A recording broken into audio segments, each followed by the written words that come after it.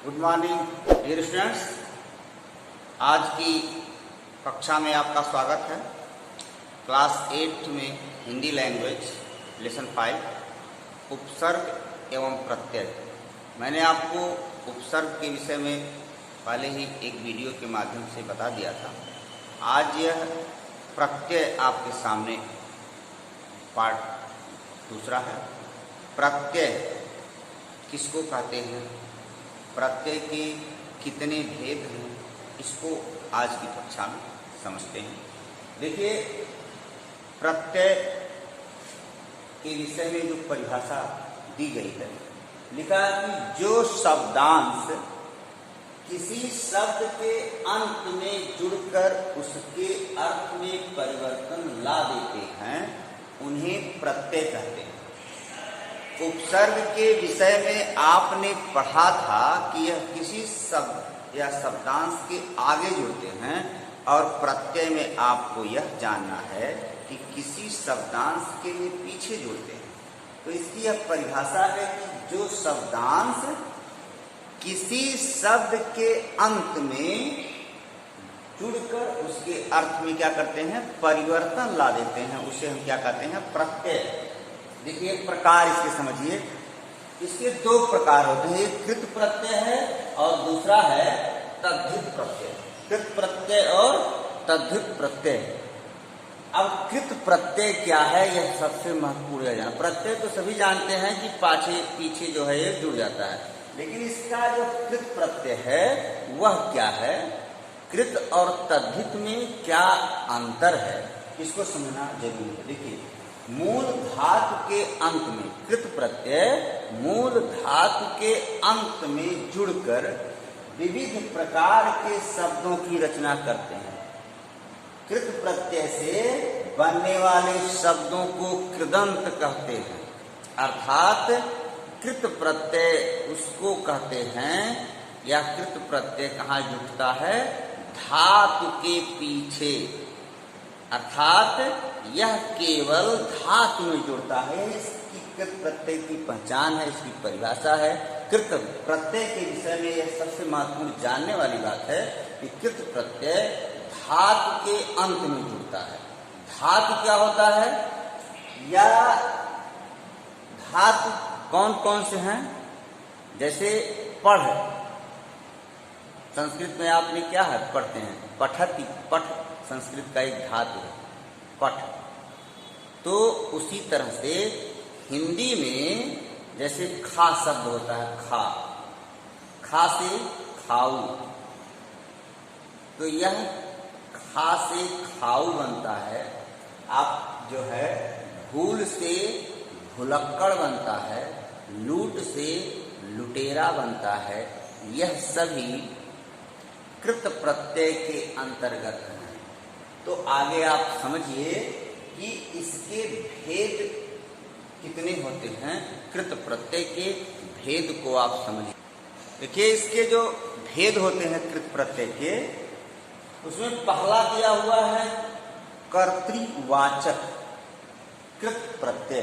कर्तृवाचक कृत प्रत्यय, जैसे भूल से भुलक्कड़, तो इसमें भूल में अक्कड़ जोड़ दिया गया। क्या जोड़ दिया गया, अक्कड़, तो बन गया भुलक्कड़। इसी तरह से खा से खाऊ, कहते हैं बहुत खाऊ आदमी है। लूट से लुटेरा शब्द बनता है। इसी तरह खेल से खिलाड़ी बनता है। तो भुलक्कड़ में अक्कड़ प्रत्यय, खाऊ में आऊ प्रत्यय, लुटेरा में एरा प्रत्यय, खिलाड़ी में आड़ी प्रत्यय, यह सभी कृदंत वाले जो आपने ऊपर पढ़ा कि कृत प्रत्यय, ये सभी कृत प्रत्यय के भेद के अंतर्गत आते हैं। जिसमें पहला है कर्तृवाचक कृत प्रत्यय। इसके आगे और भी भेद हैं, क्रमशः उनको आप समझिए। डियर स्टूडेंट्स, ये आपके सामने जो दिखाई पड़ा दूसरा कर्मवाचक कृत प्रत्यय।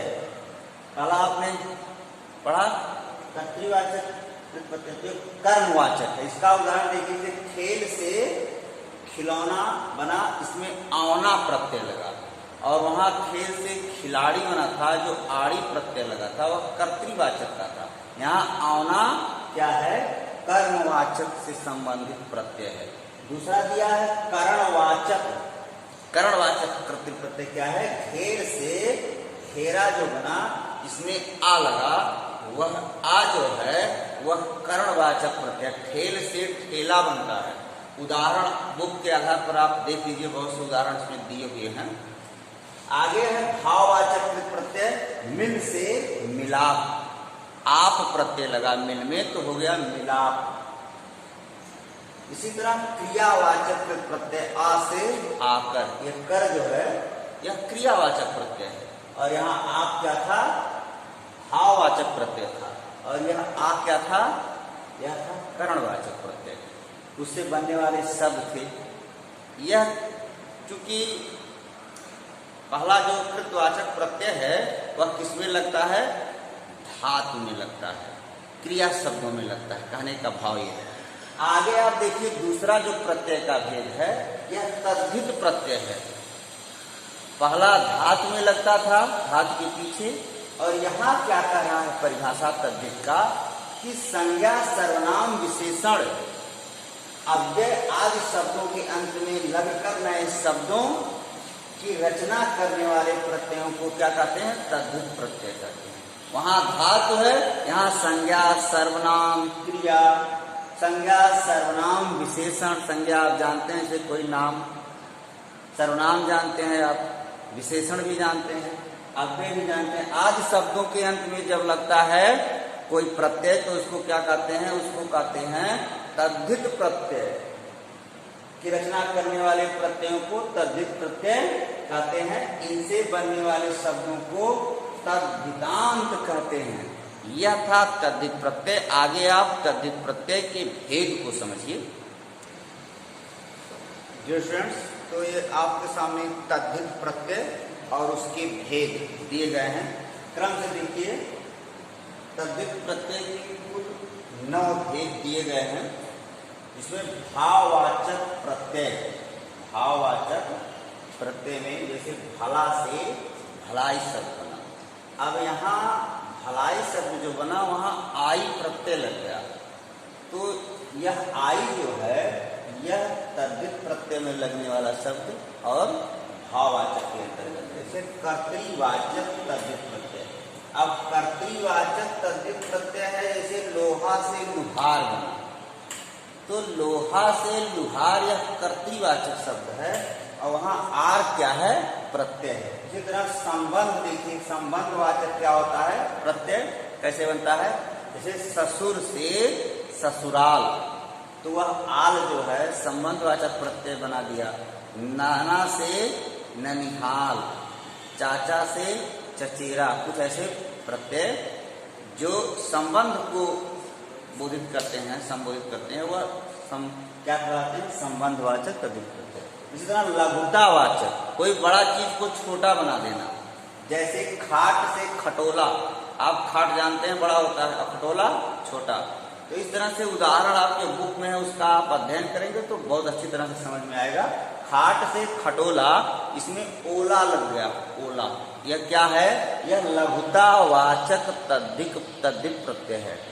यह तो आपको तद्धित के विषय में यह जानना ही होगा कि यह संज्ञा सर्वनाम विशेषण अव्यय में जुटता है। अब वह कितने तरह से जुट रहा है यह ध्यान दीजिए। फिर है विशेषण। विशेषण तद्धित प्रत्यय क्या है? जैसे आप देख रहे हैं धर्म से धार्मिक बनता है, तो यहाँ इक प्रत्यय लग गया। धर्म में इक प्रत्यय लगा देने से धार्मिक बन गया, तो यह विशेषण है। इसी तरह बहुत से विशेषण शब्द दिए गए हैं। स्थानवाचक देखिए कैसे बनता है स्थानवाचक। यहाँ लिखा है पंजाब से पंजाबी।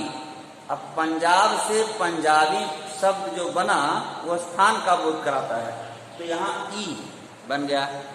एक का बन गया, बड़ी ई लग गया पंजाब में, तो बन गया पंजाबी। आगे देखिए स्त्रीलिंगवाचक, स्त्रीलिंग तद्धित प्रत्यय क्या? लड़का से लड़की, लड़का शब्द है उसे लड़की बनता है, बेटा से बेटी बनता है, चाचा से चाची, ऐसे बहुत से शब्द हैं, तो वह सभी स्त्रीलिंगवाचक में हैं।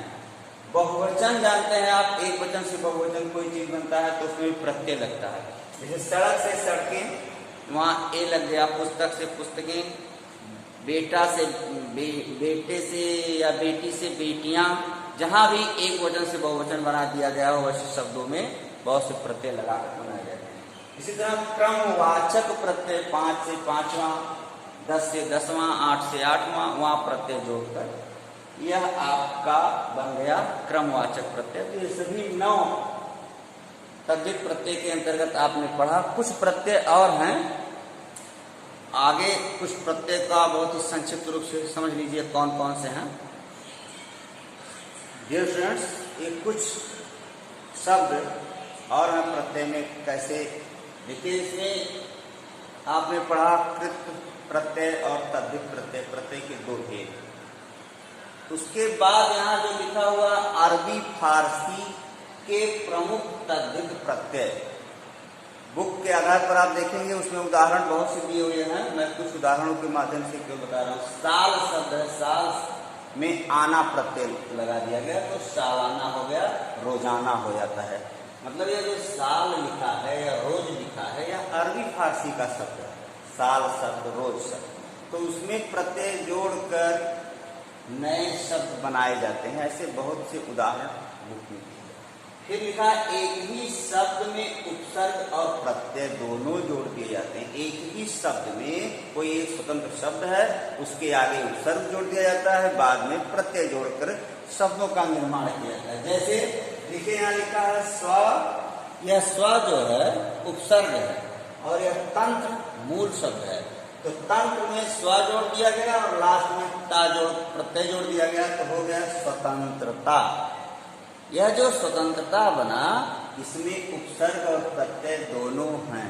कभी कभी इस तरह से प्रश्न पूछे जाते हैं कि दिए गए शब्द से उपसर्ग अलग कीजिए, प्रत्यय अलग कीजिए। यहाँ लिखा सफलता, मूल शब्द तो फल है, उसके पहले जो सा लगा है यह सा उपसर्ग है और ता क्या है, यह प्रत्यय है। तो उपसर्ग और प्रत्यय मूल शब्द से जोड़कर बनाए गए नया शब्द। कुछ और उदाहरण में यहाँ पढ़िए। 2 प्रत्ययों का एक साथ प्रयोग, 2 प्रत्यय लगते हैं, कुछ ऐसे शब्द हैं, यह भी बहुत महत्वपूर्ण है। जैसे लिखा दयालुता शब्द बना, क्या बना है, दयालुता शब्द है दया, उसमें आलू प्रत्यय जोड़ा गया, दयालु बना, अब ता जोड़ दिया गया, दयालुता बन गया। इसी तरह भारतीयता, भारत से भारतीय बना, ये प्रत्यय लगाकर और पुनः क्या बन गया, भारतीयता, 2 प्रत्यय जोड़ दिया गया भारतीयता में। अब एक ही शब्द में अलग अलग उपसर्ग एवं प्रत्यय लगाए जाते हैं। एक ही शब्द से कोई एक शब्द है, उसमें तमाम तरह के प्रत्यय लगा लगाकर शब्द बनाए जाते हैं। जैसे लिखा है पढ़, एक शब्द है, पढ़ना बन गया, उसी से पढ़ाई बन गया, उसी से पढ़ाकू बन गया, उसी से पढ़ने वाला बन गया। ऐसे बहुत से शब्द हैं जिसमें तरह तरह के प्रत्यय जोड़कर अनेक शब्दों का निर्माण किया जाता है। तो यह उपसर्ग और प्रत्यय यही है कि आपको शब्द विस्तार का ज्ञान कराता है। कहीं कोई शब्द है मूल, उसके पहले जोड़ दिया गया, उपसर्ग बन गया, अंत में जोड़ दिया गया, प्रत्यय बन गया, उससे अनेक तरह के शब्दों का निर्माण होता है।